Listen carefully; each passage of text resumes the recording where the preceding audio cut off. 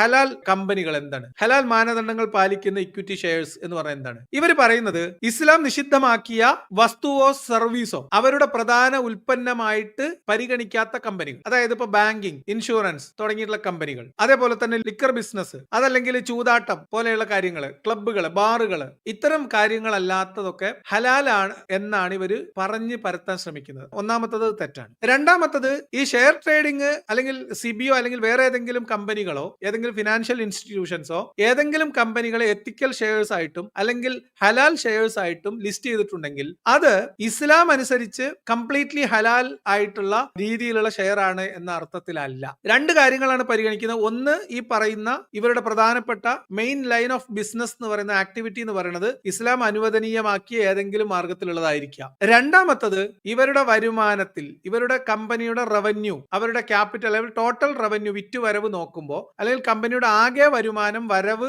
കണക്ക് കൂട്ടുമ്പോൾ അതിൽ പലിശ ഇനത്തിൽ വരുന്ന വരുമാനം നെഗ്ലിജിബിൾ ആയിരിക്കുക, വളരെ ചെറിയ ഒരു അംശം. ഉദാഹരണത്തിന് ഒരു കമ്പനിയുടെ ആകെ വാർഷിക വരുമാനത്തിന്റെ 0.2% ആണ് പലിശ, അല്ലെങ്കിൽ 0.5% ആണ് ബാങ്ക് പലിശ, നിക്ഷേപത്തിൽ നിന്നുള്ള പലിശ ആയിട്ടൊക്കെ ഇവർക്ക് വരുന്നത് എങ്കിൽ അത്തരം കമ്പനികളൊക്കെ ഇവർ പൊതുവെ താരതമ്യേന ഹലാൽ എന്ന രീതിയിൽ ഗണത്തിൽപ്പെടുത്തി ഇവർ ലിസ്റ്റ് ചെയ്യും. എന്നതിനപ്പുറത്തേക്ക് എം അക്ബറോട് പറഞ്ഞതുപോലെ ജീവിതത്തിന്റെ എല്ലാ മേഖലകളിലും പാലിക്കാവുള്ള സൂക്ഷ്മത പാലിച്ചുകൊണ്ട് ഞങ്ങൾ എത്തിക്കൽ ഫണ്ട് ആണെങ്കിലും മ്യൂച്വൽ ഫണ്ടുകൾ വേണ്ട എന്ന് തീരുമാനിച്ച് ഹലാൽ എന്ന ഗ്രേഡിൽ ഉൾപ്പെടുത്തിയിട്ടുള്ള ഇക്വിറ്റി ഷെയറുകളാണ് വാങ്ങിയത്.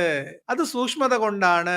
ഹറാമാണോ ഹലാലാണോ എന്ന കാര്യത്തിൽ സംശയമുള്ളപ്പോൾ അതിൽ നിന്ന് വിട്ടുനിൽക്കുക എന്ന പ്രവാചക അധ്യാപനം ആണ് ഇവിടെ പരിഗണിച്ചത് എന്നൊക്കെ പറയുന്നത് ശുദ്ധമായ തട്ടിപ്പാണ്. കാരണം എന്താ, ഇതിലിപ്പോ ലിസ്റ്റ് ചെയ്ത ഈ 3 കമ്പനികളുടെയും ഇവരുടെ ക്യാപിറ്റൽ ഇൻവെസ്റ്റ്മെന്റിന്റെ നല്ലൊരു ശതമാനം ബാങ്ക് ലോണുകളാണ്. ക്യാപിറ്റൽ ഇൻവെസ്റ്റ്മെന്റിൽ ബാങ്ക് ലോൺ കലർന്നാൽ ആ കമ്പനിയുടെ വരുമാനത്തിൽ പലിശ കലർന്നു. ബാക്കിയൊക്കെ പോട്ടെ, ഒരു കമ്പനിയുടെ മൂലധനം, അതിന്റെ മൂലത്തിൽ തന്നെ എന്തുണ്ട്, പലിശയുണ്ട്. ഓൾമോസ്റ്റ് എല്ലാ കമ്പനികളും, ചെറിയ കമ്പനികളാണെങ്കിൽ ഓവർ ഡ്രാഫ്റ്റ് ഉണ്ടാവും, വലിയ കമ്പനികളാണെങ്കിൽ നിർബന്ധമായും ലോൺ ഉണ്ടാവും. ഇപ്പൊ ഇതിനകത്ത് ഇദ്ദേഹം പേരെടുത്ത് പറഞ്ഞ ആദ്യത്തെ കമ്പനിയായിട്ടുള്ള ഹ്യൂണ്ടായ് മോട്ടോഴ്സ് ഇന്ത്യ ലിമിറ്റഡിൽ വലിയൊരു ശതമാനം അവർക്ക് ബാങ്ക് ലോൺ ആണ്. ഈ ടാറ്റ ആണെങ്കിൽ ടാറ്റയുടെ വലിയൊരു ശതമാനം ക്യാപിറ്റൽ ഇൻവെസ്റ്റ്മെന്റ് എന്ന് പറയുന്നത് ബാങ്ക് ലോൺ ആണ്. ബാങ്ക് ലോൺ ഇടപെടുന്ന ഒരു വ്യവഹാരം, ഒരു കച്ചവടം, ആ കച്ചവടത്തിന്റെ വ്യവഹാരത്തിൽ, ക്രയവിക്രയത്തിൽ ഹറാം കലർന്നിട്ടില്ല എന്ന് അക്ബർ സാഹിബ് എന്ത് മാനദണ്ഡത്തിന്റെ അടിസ്ഥാനത്തിലാണ് പറയുന്നത്? ഇസ്ലാമികമായിട്ടാണ് ഞാൻ ചോദിക്കുന്നത്. അപ്പൊ അക്ബർ സാഹിബിന് ചെറിയ അളവിൽ മാത്രം പലിശ വരുമാനം കൈപ്പറ്റുന്ന കമ്പനികളുടെ വ്യവഹാരങ്ങളെല്ലാം ഹലാലായി. ബാങ്ക് ലോൺ എടുത്ത് അതിൽ നിന്ന് ക്യാപിറ്റൽ കണ്ടെത്തി ബിസിനസ് ചെയ്യുന്ന കമ്പനികൾ, അല്ലെങ്കിൽ ക്യാപിറ്റലിൽ വലിയൊരു ശതമാനം ബാങ്ക് ലോൺ ആവുകയും വരുമാനത്തിന്റെ ഒരു പങ്ക് ബാങ്കിൽ ഇൻട്രസ്റ്റ് ആയി നൽകുകയും ചെയ്യുന്ന കമ്പനികൾ അക്ബർ സാഹിബിന്റെ മകന്റെ നിക്കാഹിന്റെ മഹറായി വരുമ്പോ അത് ഹലാലായി. എന്റെ ചോദ്യം വളരെ ലളിതമാണ്. ബാങ്ക് ലോണിൽ പ്രവർത്തിക്കുന്ന ഒരു കമ്പനി, ആ കമ്പനിയുടെ ഇക്വിറ്റി ഷെയർ അത് വാങ്ങുന്നതും വിൽക്കുന്നതും അതിൽ ഹറാം കലർന്നിട്ടുണ്ടോ ഇല്ലേ?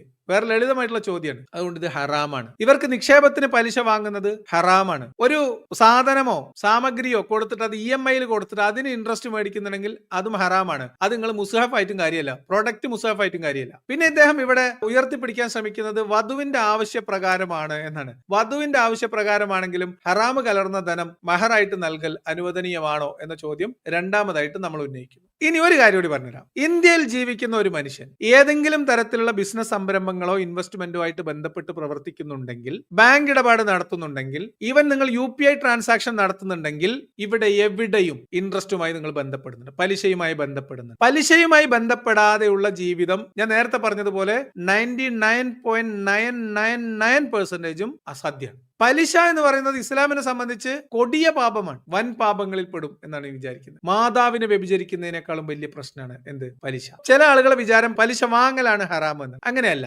ഇസ്ലാമിന്റെ പലിശയുമായി ബന്ധപ്പെട്ട ഒരു കാര്യം, അല്ലെങ്കിൽ ഇസ്ലാം പലിശയെ എങ്ങനെ കാണുന്നത് വെച്ചാൽ, പലിശയുമായി ബന്ധപ്പെട്ട ക്രയവിക്രയങ്ങൾ, അതായത് കൊടുക്കൽ വാങ്ങൽ, അതുമായി ബന്ധപ്പെട്ട എഴുത്തുകുത്തുകൾ, അതിന്റെ ഡോക്യുമെന്റ് തയ്യാറാക്കലാവാം, അതിന്റെ DTP എടുക്കലാവാം, ഒരു ലോൺ അഗ്രിമെന്റ് DTP ഡ്രാഫ്റ്റ് ചെയ്ത് കൊടുക്കുന്ന പോലെ ഹറാമാണ്. അത് പലിശയുമായി ബന്ധപ്പെടുന്നതാണ്. പലിശ ഇടപാട് നടത്തുന്നതിലേക്ക് ഓട്ടോറിക്ഷയിൽ കയറിയിട്ട് ബാങ്കിൽ കൊണ്ടിറക്കുന്നത് ഹറാമായിട്ട് ബന്ധപ്പെട്ടാണ്. സാക്ഷി നിൽക്കൽ എന്ന് തുടങ്ങി എല്ലാം ഹറാമിൽ പെടും. അതുമായി ബന്ധപ്പെട്ട് പലിശയുമായി ബന്ധപ്പെട്ട അതിന്റെ ഏതെങ്കിലും ശാഖകളിൽ എങ്ങനെയെങ്കിലും ലിങ്ക് ചെയ്യുന്ന ഏത് ഇടപാടും ഹറാമാണ്. അങ്ങനെ വരുമ്പോൾ അക്ബർ സാഹിബിന്റെ ഈ ന്യായീകരണ പോസ്റ്റ് മതിയാവില്ല. അക്ബർ സാഹിബ് മകന്റെ വധുവിന് മഹറായി നൽകിയത് ഹറാമായ ധനമാണ്. ആ മഹർ ഹറാം മഹർ ആണ്.